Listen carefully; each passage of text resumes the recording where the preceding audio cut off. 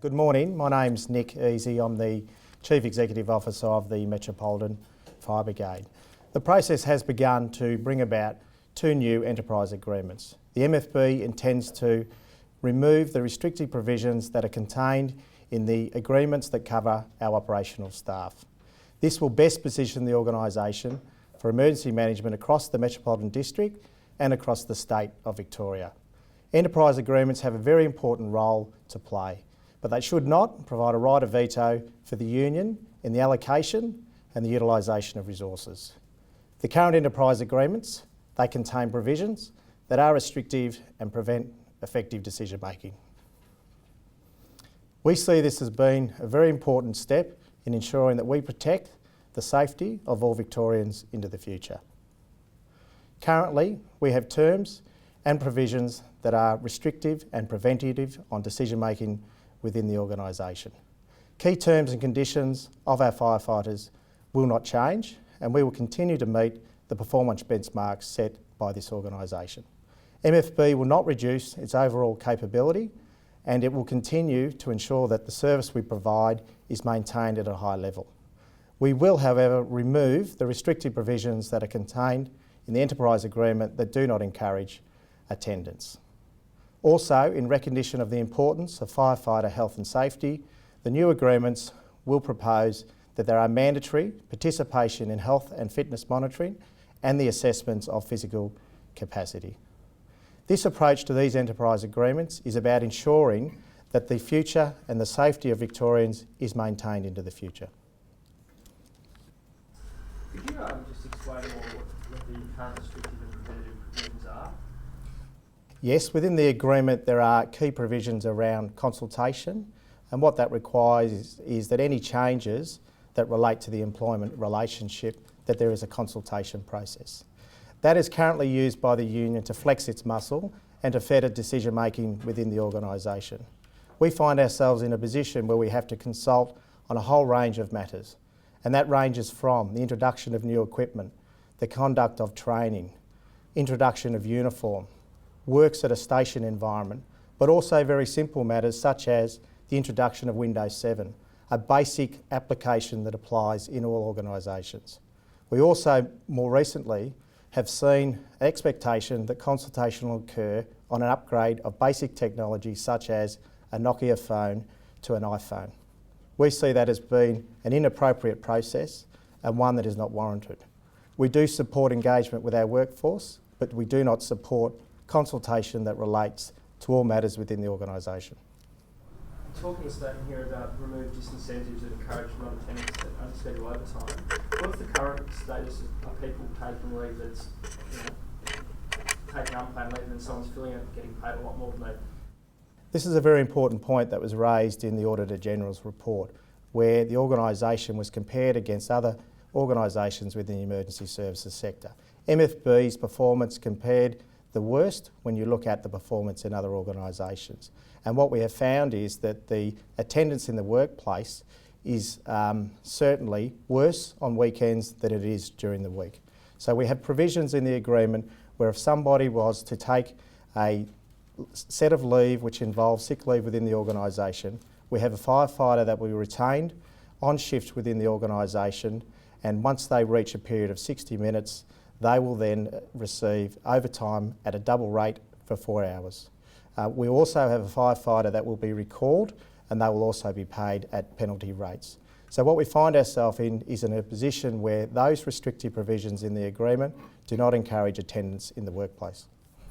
So what are the changes that are being made to alter that situation?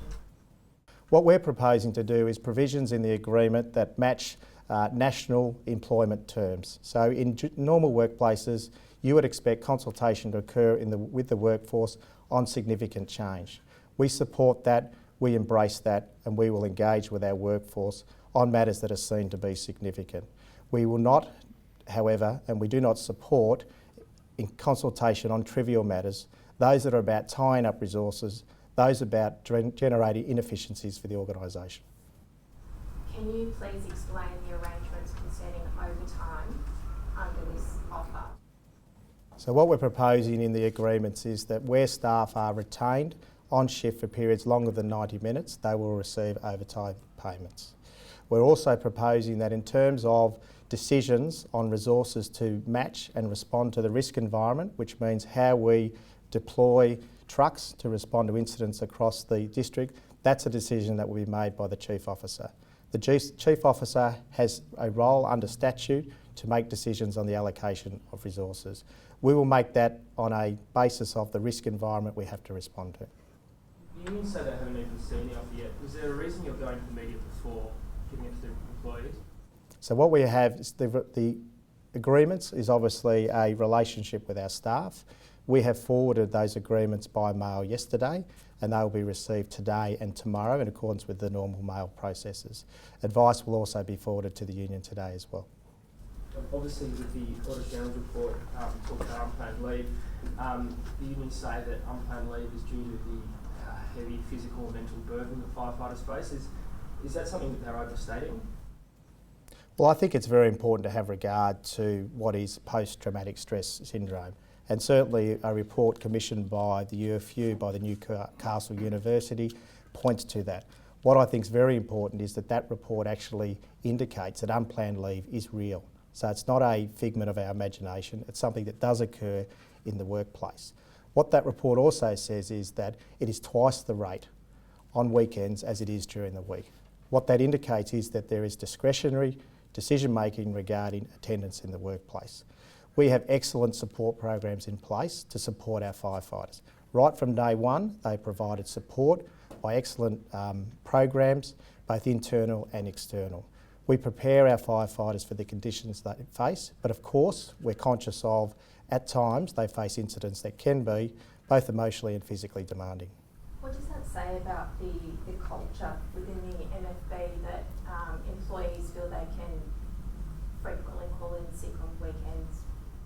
Well, I think for us this is about the future. So this is about ensuring we have a set of arrangements that manage our workforce into the future so that we're well prepared to respond to incidents and emergencies across not only the district but also the state. We're seeing that emergency management is very much part of a partnership and a collaborative effort to ensure that we maintain good service delivery and protect the Victorians.